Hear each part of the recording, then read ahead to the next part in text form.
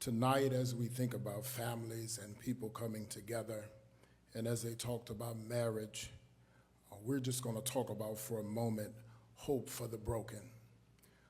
We would all love to have been brought up in what we call a standard family with husband and wife and children, but all of us did not get that accoutrement in our life. Some of us have had some broken homes, single families, single mothers, single fathers.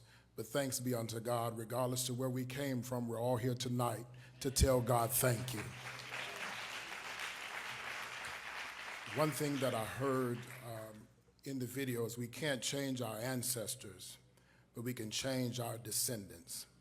Joel in Joel chapter 2, verse 25 says, I will restore your years that the locust has eaten.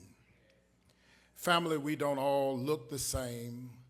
We all have not experienced the same things in life, but we all know what brokenness looks like in some way, shape, form, or fashion.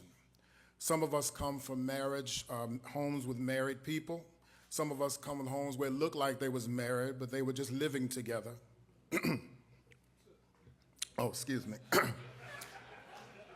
Some of us grew up and we didn't know what was going on in the house, but yet and still some way we found God. Some of our youth today wrestle with knowing what parenthood really looks like, or what it looks like to be a child.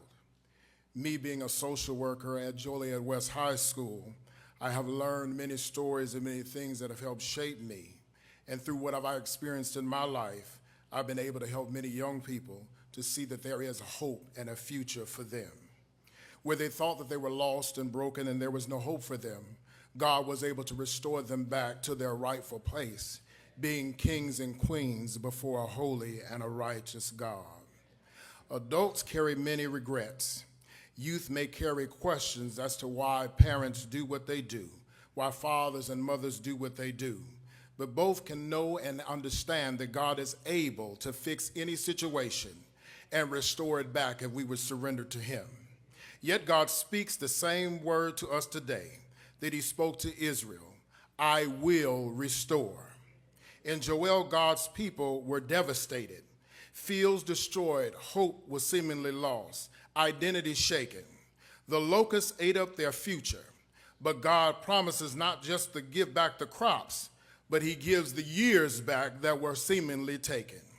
The adults, that means the years of mistakes, broken marriages, failed relationships can still be redeemed if we would turn our eyes toward God. To youth, that means even if your childhood feels stolen, even though you might have been violated as a child, even though you might be confused in your identity, God is able to restore you and give you an expected future. Joel reminds us to return me to all with all my heart. Restoration starts when we bring our whole self, our hurt, our pain, our shame, and our disappointments back to God. Even the hidden places that we want nobody to know about, bring them before a holy God, and God will restore you back to your rightful place, to be counted in this world when it seems like we're lost, to be needed and necessary when it seems like you want to take your own life. I am a living witness that when you might want to kill yourself, 35 years later, I yet still live. Young lady, you shall live. Young man, you shall live. Do not let the enemy have the victory. Do not let the enemy have dominion. The devil can't have your husband. He can't have your wife. He can't have your children. Let God restore you back to your first love, which is Jesus the Christ. Amen.